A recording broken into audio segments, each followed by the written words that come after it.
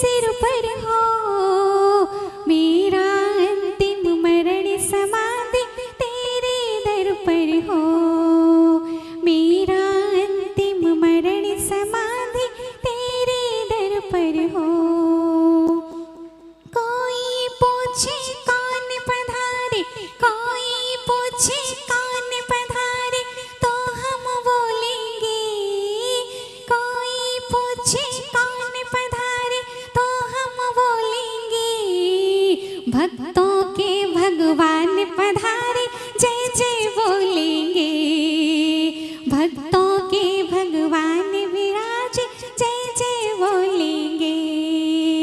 अहो दिगंबर, अहो दिगंबर, अहो दिगंबर, अहो दिगंबर, संत दिगंबर हो, मेरा अंतिम समाधि तेरे दर पर हो, मेरा अंतिम मरण समाधि तेरे दर पर हो। बोलिए अनंता शुद्ध परमेष्टि भगवान की, इकड़सी आदिनाथ भगवान की, शासन नायक श्री महावीर भगवान की, गुरु नाम गुरु आचार्य वंशी विराग सागर जी महामुनि राज की, पट्टाचार्य चर्या श्रोणी आचार्य वंशी विशुद्ध सागर जी महामुनि राज की, तेरी छत्र छाया समाधि भक्ति की रचयिता आचार्य गुरुवर श्री विभव सागर जी महामुनि राज की, 3 कम 9 कोटि महामुनि राजों की, वंदनीय आर्यका श्री ओम श्री माता जी की, समस्त आर्यका संघ की।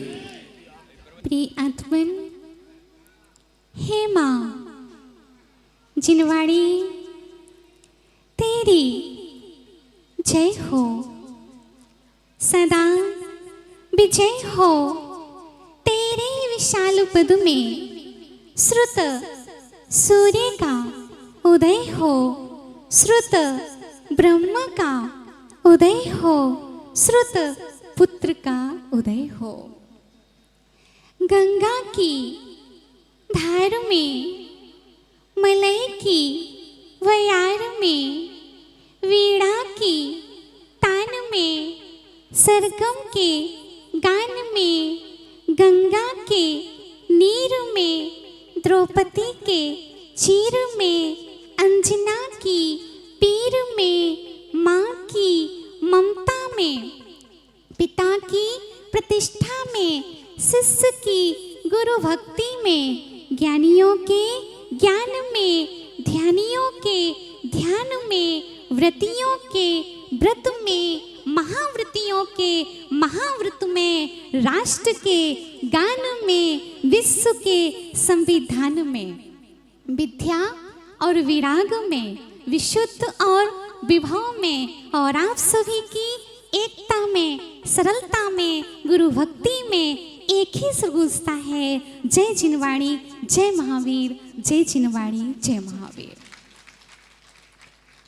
प्रिय आत्मन, पूज्य आचार्य भगवान कहते हैं, सरोवर में पानी हो तो पक्षी आते हैं, सरोवर में पानी हो तो पक्षी आते हैं, और शहर में श्रद्धा हो तो साधु आते हैं। क्योंकि पक्षी पानी को देख करके आते हैं और साधु प्राणियों को देख करके आते हैं। आज 12 साल बाद पपोरा क्षेत्र पर दर्शन का सौभाग्य हम सभी को प्राप्त हुआ,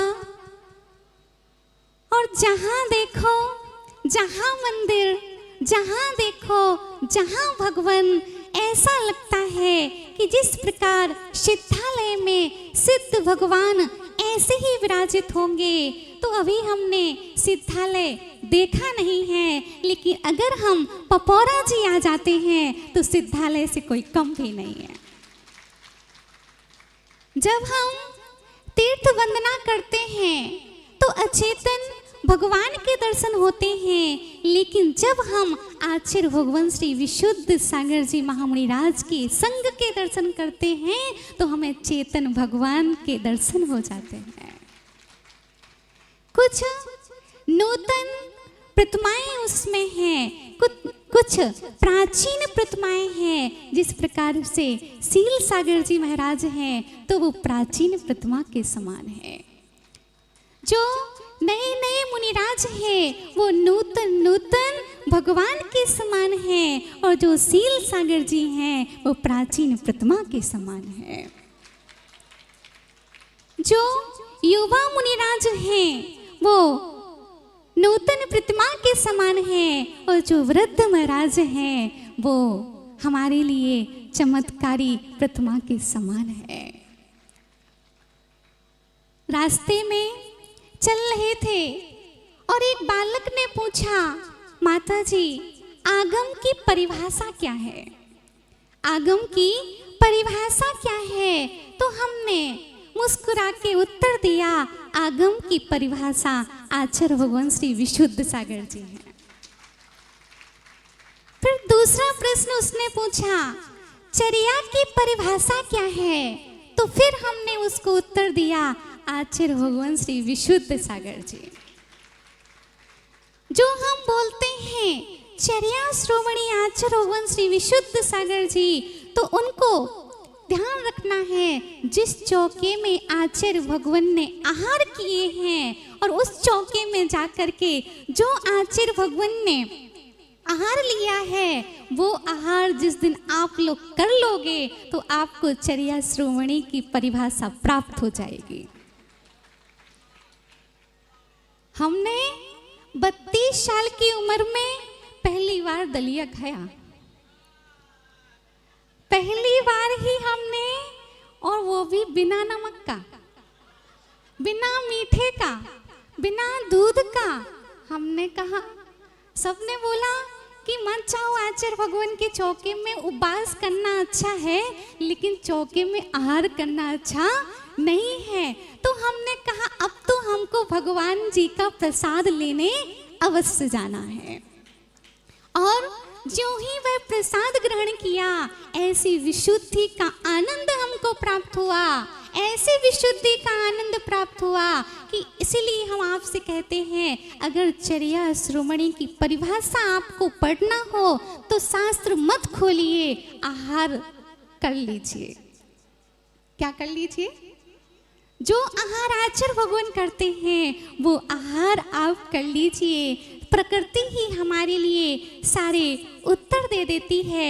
ऐसे आचार्य भगवान के वंश में, विशुद्ध वंश में, नमोस्तु शासन में, सर्वज्ञ शासन में हमारे लिए जन्म लेने का सौभाग्य प्राप्त हुआ।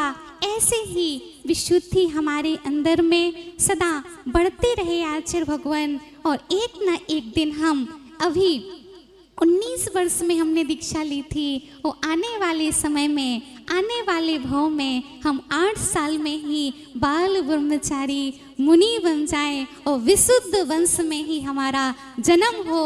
ऐसी पंच कल्याण